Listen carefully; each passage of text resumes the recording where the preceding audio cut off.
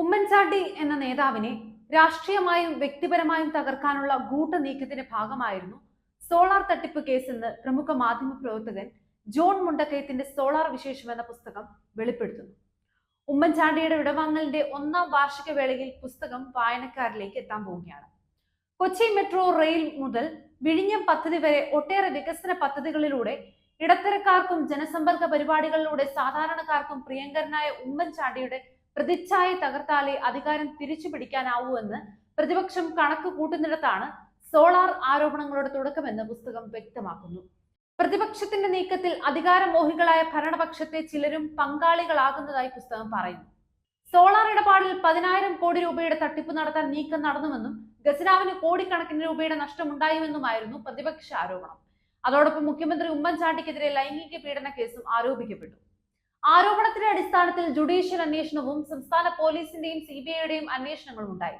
മാറി മാറി നടന്ന അന്വേഷണങ്ങളിൽ ഒരു ആരോപണവും തെളിയിക്കപ്പെട്ടില്ല. രാഷ്ട്രീയ ഗൂഢാലോചനയിൽ അന്നത്തെ പ്രതിപക്ഷവും ഭരണപക്ഷത്തെ ചിലരും ബാർ മാഫിയയും എങ്ങനെ പങ്കാളികളായി എന്നും പുസ്തകം സൂചിപ്പിക്കുന്നു.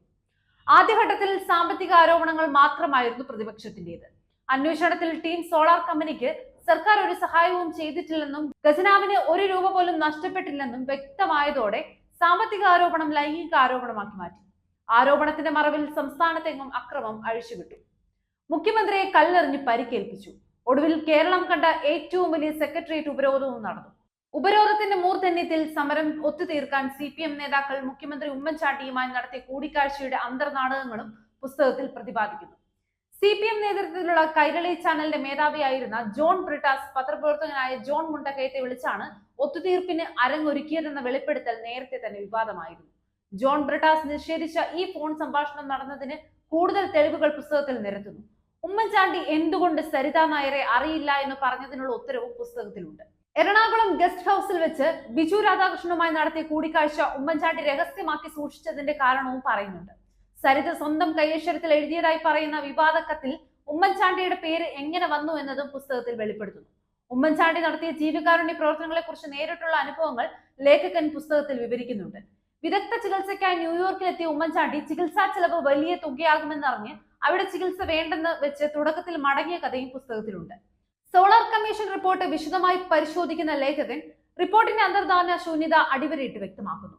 തെളിവുകളുടെ പിൻബലമില്ലാത്ത റിപ്പോർട്ടിന്റെ അടിസ്ഥാനത്തിൽ ആദ്യം അന്വേഷണം പ്രഖ്യാപിച്ച മുഖ്യമന്ത്രി നിയമവിദഗ്ധരുടെ ഉപദേശത്തിൽ എങ്ങനെ അന്വേഷണ പ്രഖ്യാപനങ്ങളൊക്കെ വിഴുങ്ങി എന്നതും വിശദീകരിക്കുന്നു. പരാതിക്കാരിയുടെ ഒരു കത്തിന്റെ മാത്രം അടിസ്ഥാനത്തിൽ തയ്യാറാക്കിയ റിപ്പോർട്ടിന്റെ നല്ല ഭാഗവും കോടതി എങ്ങനെ പിച്ച് ചീന്തി ചവിട്ടുകൊട്ടയിൽ ഇട്ടുവെന്നും പുസ്തകത്തിൽ പറയുന്നുണ്ട്. സോളാർ വിശേഷത്തിന്റെ പ്രകാശനം ജൂലൈ 19 4 മണിക്ക് പാളയം CSI സെന്റിനറി ഹാളിൽ ഡോക്ടർ ശശി തരൂർ MP നിർവഹിക്കും. പ്രശസ്ത എഴുത്തുകാരി റോസ്മേരി ആദ്യ പ്രതി ഏറ്റുവാങ്ങും. പ്രതിപക്ഷ നേതാവ് VD സതീശൻ അധ്യക്ഷത വഹിക്കും. മുൻ അംബാസിഡർ വേണു രാജമണി പുസ്തകം പരിചയപ്പെടുത്തും. UDF കൺവീനർ MM ഹസൻ മുഖ്യപ്രഭാഷണം നടത്തുന്നതായിരിക്കും.